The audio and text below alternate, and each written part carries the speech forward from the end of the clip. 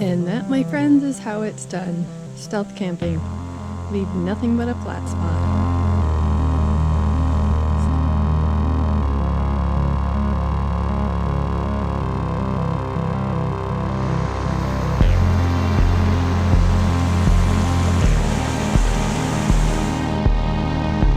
Morning. Despite how crummy I was feeling last night, I actually slept pretty good. Could have been a combination of the weed and the gravel I took, and they were both taken to put me to sleep because I was a bit wired and the moon was super bright. I tried to take a couple photos in the middle of the night. It was insane. It was super cool.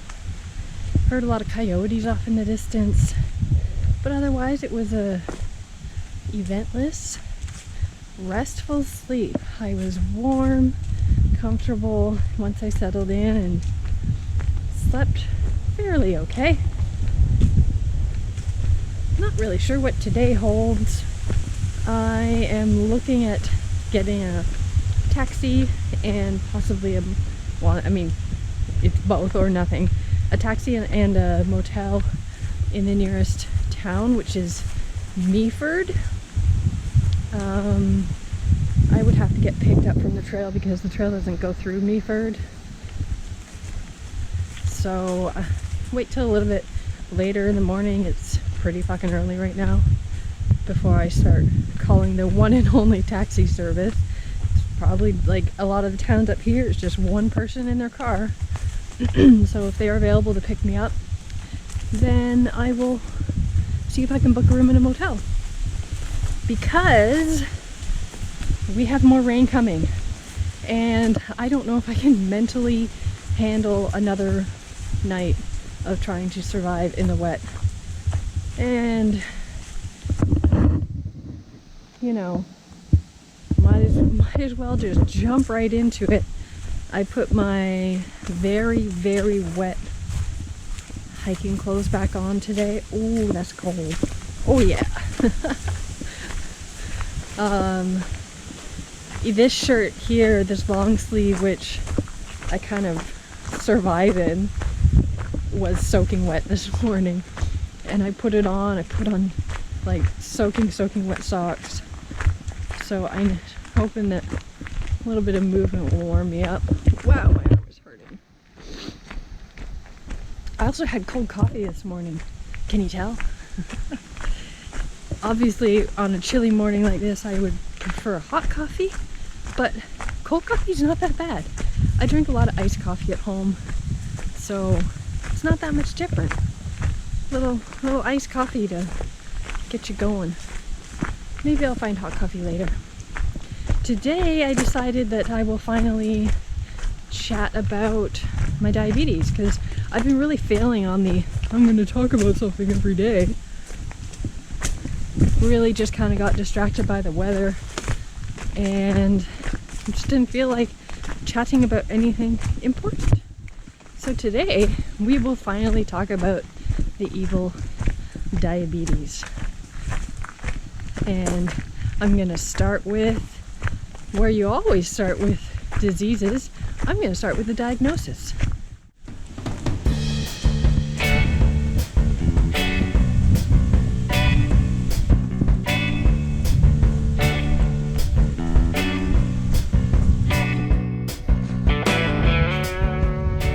This is the first trail because there's the blaze, and there is a cow and a horse up here.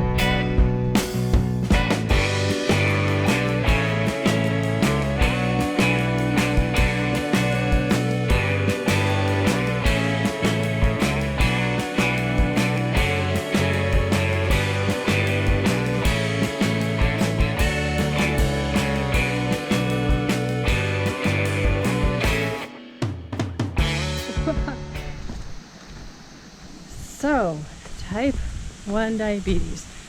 First, I should probably give a quick education on the difference between type 1 and type 2, and the fact that there are even other ones outside of type 1 and type 2, but That's a little too complicated. Type 1 used to be called juvenile diabetes because it typically presented in children. Type 2 is more the older generation. Type 2 is very much reflective of genetics as well as lifestyle. So diet and exercise, type 2 will come on slowly. Type 2 is not a pancreatic demise like type 1. So it's essentially treatable to a degree. Treatable sometimes with diet and exercise, sometimes with medications that helps the pancreas stabilize itself or helps the insulin get into the bloodstream better. So the pancreas still works, still makes insulin. It's just there's a bit of a flaw in the system where your pancreas overproduces or underproduces because usually lifestyle and diet reasons.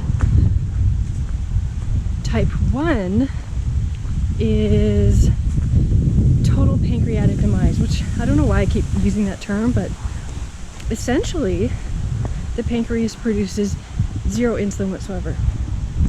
So type 1 often comes on quicker, and they still have no idea what the trigger is. So a lot of children will get it in combination with like a really bad flu or something. It's an autoimmune disease. So something triggers your autoimmune system to attack the beta cells in your pancreas that produce insulin. So your pancreas has a couple functions of the body, mostly with digestion and obviously stabilizing blood sugar because it is where your insulin comes from. Insulin is, the way they explained it to me when I was younger, like a key. So you have glucose that's running around in your bloodstream from nutrition, and the insulin is what unlocks the cells to allow the glucose to enter into the cells and give you energy. Glucose is your brain's #1 source of fuel. So your brain does not run on fat or protein.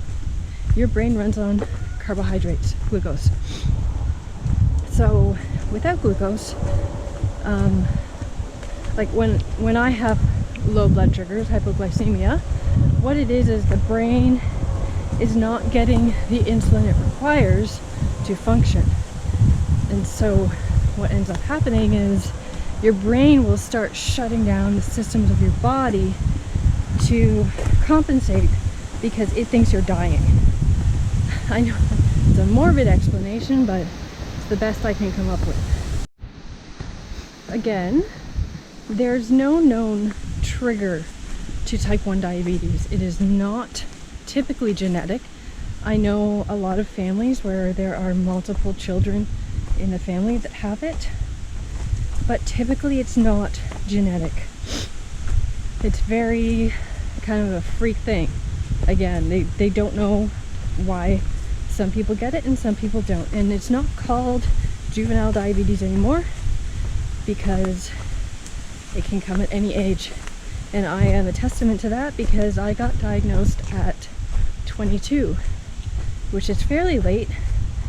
I am familiar, I know of people who have been diagnosed in their 40s and 50s, etc., but typically it is a younger person's disease. And it's chronic, it's for life. Thank you, autoimmune disease.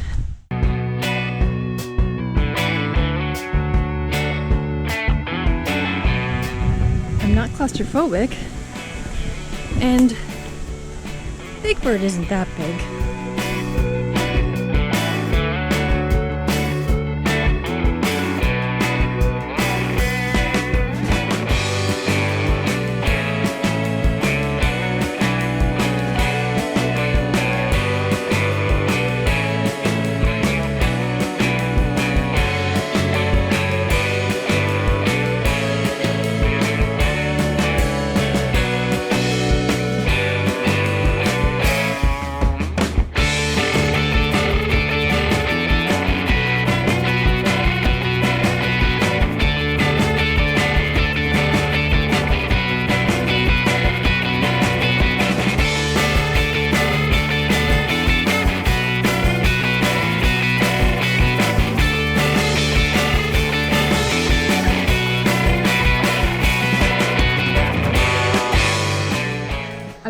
just you.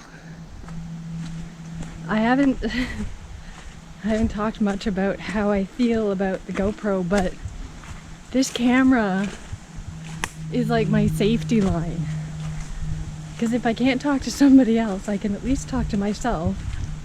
And I've gotten really comfortable with just talking. Whether or not I use any of this shit, I don't know, but I just got like, I don't know, half a kilometer, almost a kilometer up the trail, and I went to go reach for the GoPro and it wasn't there, and I panicked, like started hyperventilating. I'm like, no, no, no, no. And I'm looking around, I'm like, this thing is black and gray. It could easily be camouflaged in with the scenery, and I'm like, maybe it's back at that rock that I was sitting on, because right now I am just coming out of a nasty low blood sugar, and I sat down at that rock to catch my breath, because when I get low blood sugar it's very hard to see straight, it's very hard to stand up, it's very hard to move my body. Sure enough, there was the GoPro sitting down. I totally forgot it, probably because I was low. Let's finally get this diagnosis story out of the way, because it's day 13 today and almost 2 weeks. I have been wanting to share this or just get it off my chest, because it's a huge part of who I am. So let's go back almost 20 years to the year 2002. I was rock climbing actually up in Lion's Head, or the Lion's Head area, not Lion's Head specifically.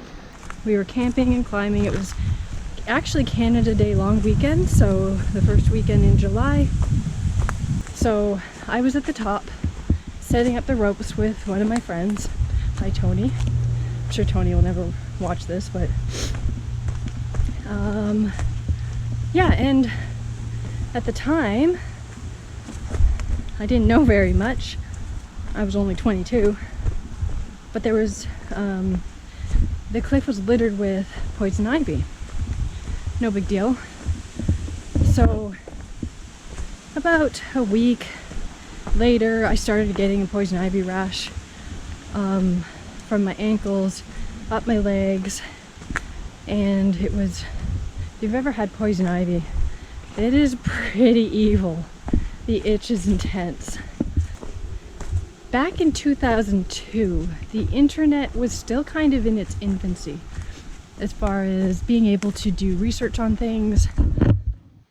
So I didn't know very much about poison ivy, and I understand more now that wherever you present with the rash is likely where you initially got exposed. So the rash itself doesn't spread. It just appears as time goes on and your body deals with the poison. So I started like the rash was really bad on my legs. I was laying in baths of Tide because the sting was better than the itch. I don't know where I got that idea from. It was a stupid idea, but I must have been desperate. Again, I was only 22. Yeah, so it was about 2 weeks later when I started seeing the rash pop up on my belly and my midsection, and I was thinking, I thought, oh shit, this thing is spreading. What if it spreads even higher? What if I end up covered in my whole body? So I went to a walk-in clinic, and he prescribed me a very strong dose of prednisone steroids to help with the reaction to the poison ivy. And prednisone, if you've ever had it, is usually a short stint. I'm not using the right words here, but I'm not a fucking doctor. Like, I think I had 9 days worth of pills, and on the first day I was supposed to take something like 9 pills. The second day I take 8, 7, 6 until they're all gone. So first day I take 9.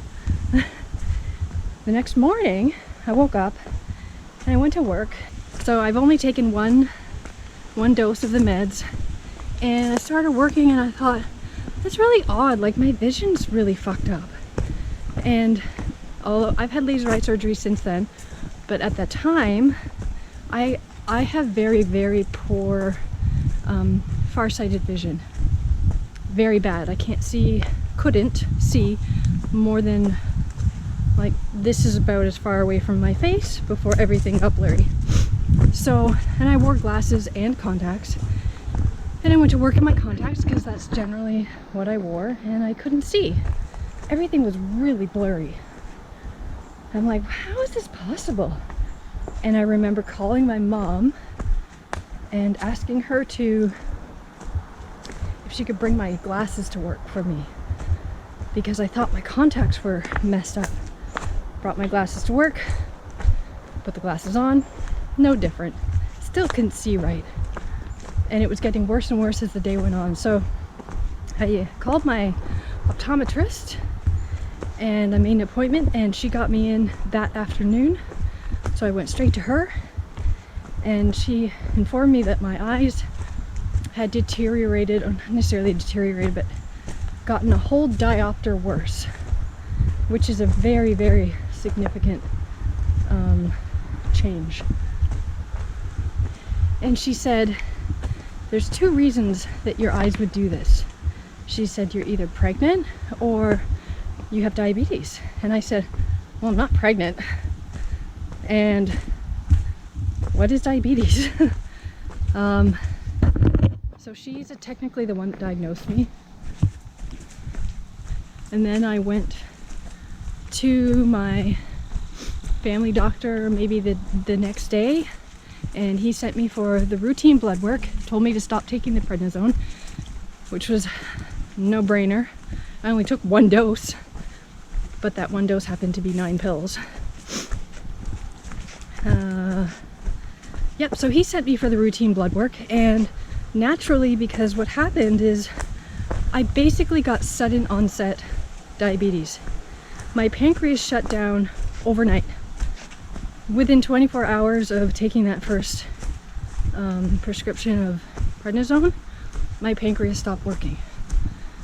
Which, even to this day, I've never really heard this diagnosis story from other diabetics, and I've talked to a lot of them.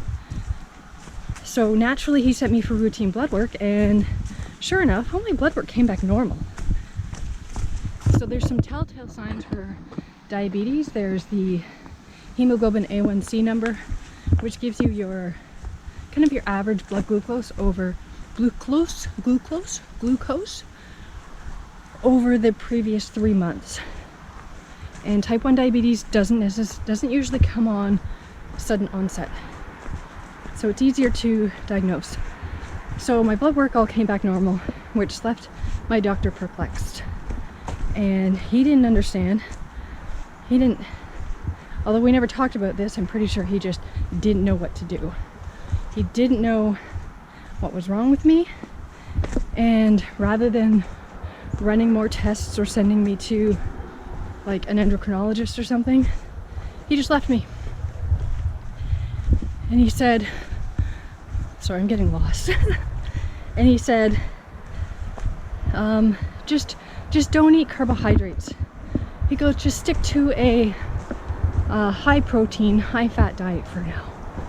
And I'm like, well, what the fuck does that mean? I'm 22, what do I know? Naturally, I didn't really stick to that diet because I just didn't understand what was going on.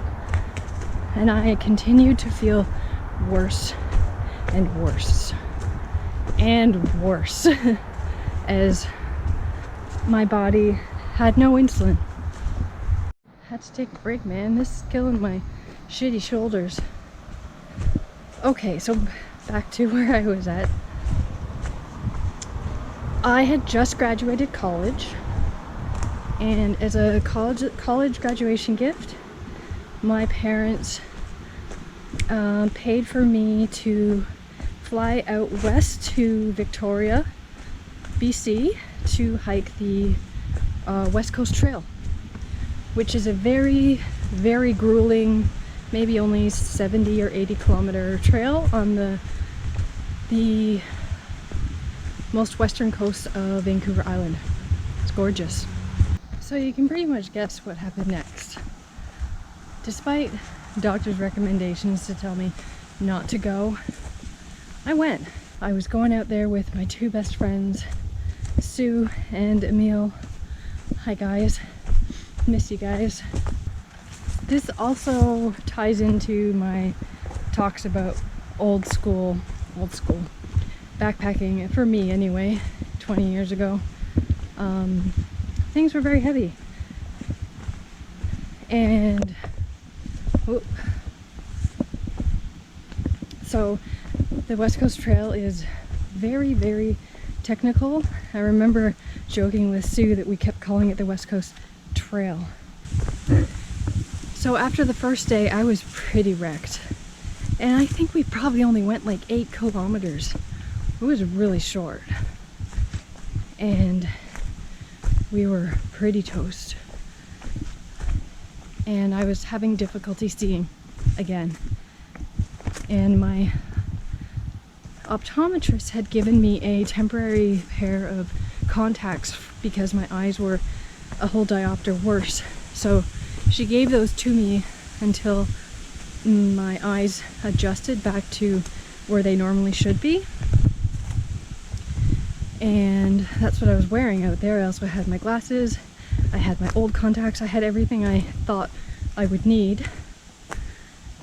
So start of the second day, I noticed it was getting really hard to see. And it wasn't getting hard to see because my eyes were getting worse. What was happening was the extreme strenuous exercise was doing the opposite to my eyes that it did with extremely high blood sugar. So my eyes were actually getting better. And not just getting better, they kind of re-centered back to my usual vision. And then they got even better than my usual vision, which meant that I had these new, stronger contacts that were absolutely no good. I had my regular contacts and glasses that were, you know, my normal vision. And that's all I had. And my eyes changed so much that even my regular contacts and glasses were too strong. And if you've ever tried to put on glasses that are too strong for your vision, it is nauseating. So I couldn't wear anything to correct my vision. I had to sit there with no vision correction, which means that I couldn't see anything. I could see a foot or two in front of me, but everything else was just a giant blur. And I still didn't know anything about diabetes at this time. Keep this in mind. I knew nothing. I didn't know how to fix this. I didn't know what was going on with my body because nobody had given me a diabetes diagnosis officially. Okay, so back to the story. So we quickly realized that I had to get out. I couldn't continue.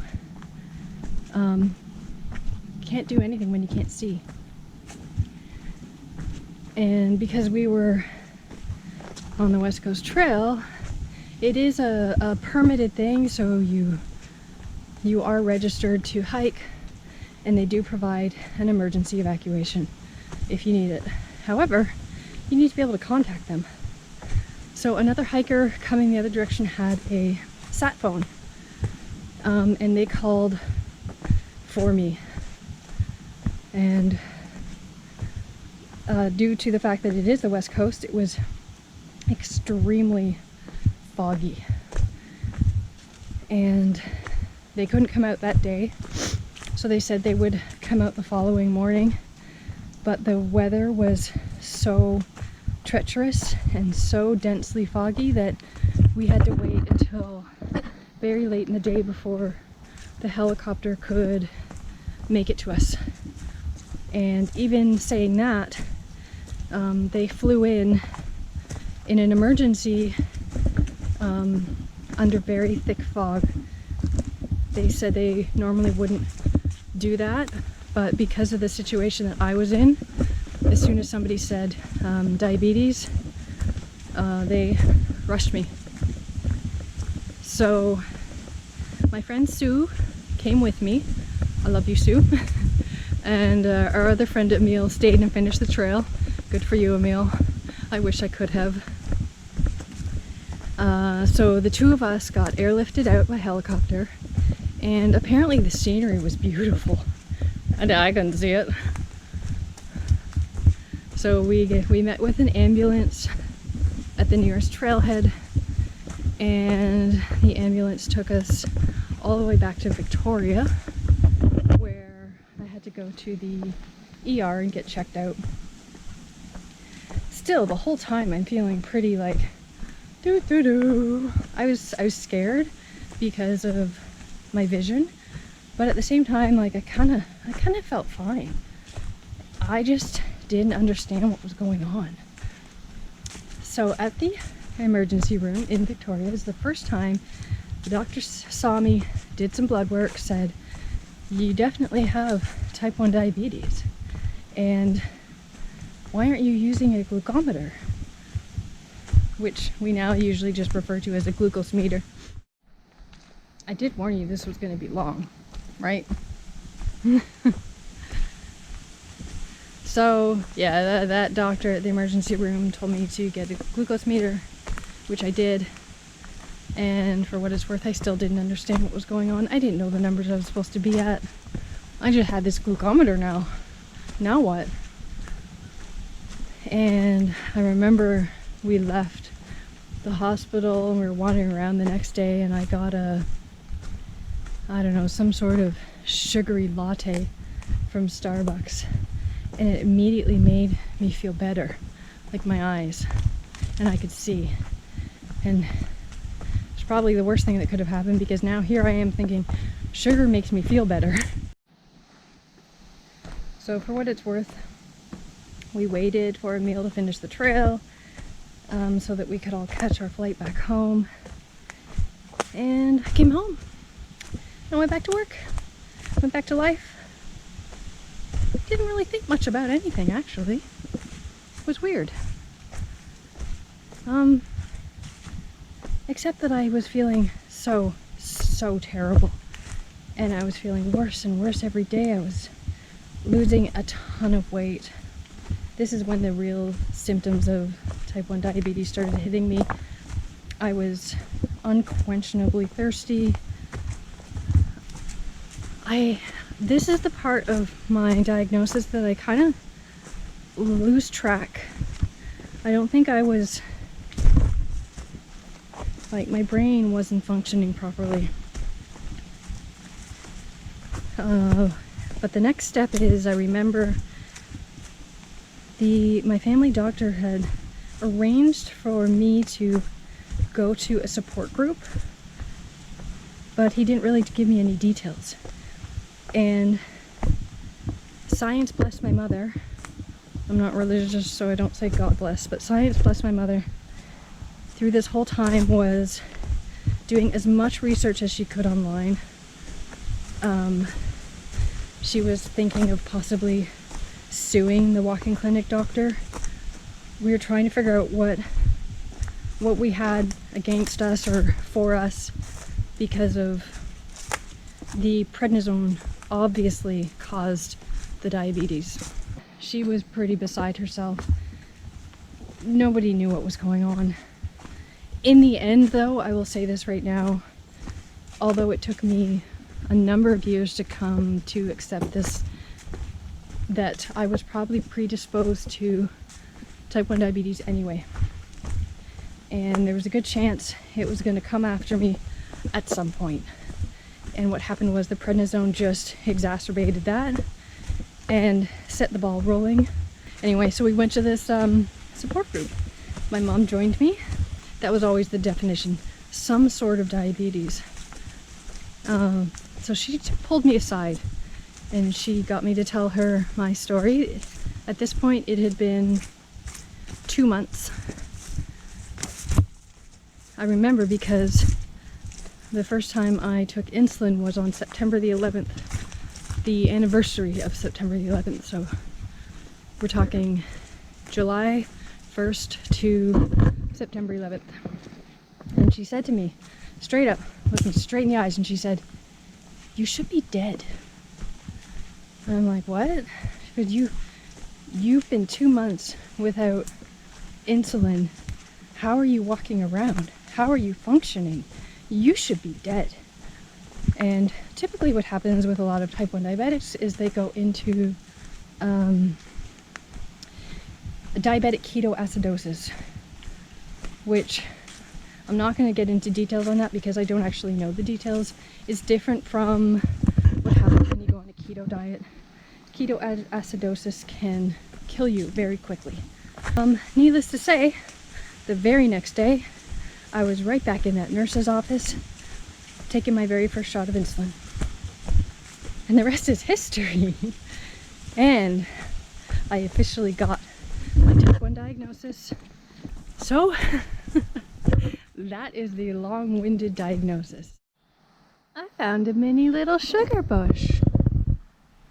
Can't really read that, but look, that's where the sap comes out of. Thank you, delicious trees. Not mine.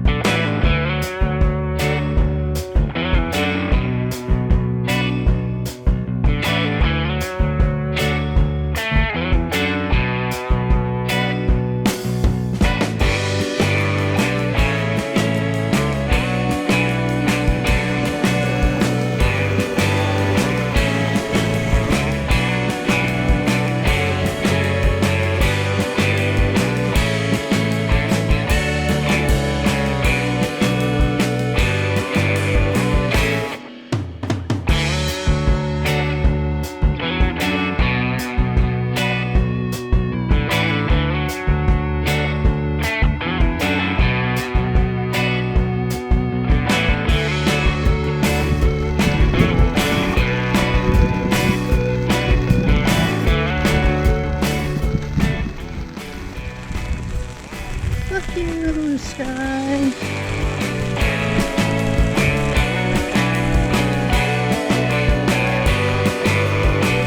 I'd like to try to share a little bit of my life with you under the umbrella. Some beautiful foliage changing. Everything is still flooded.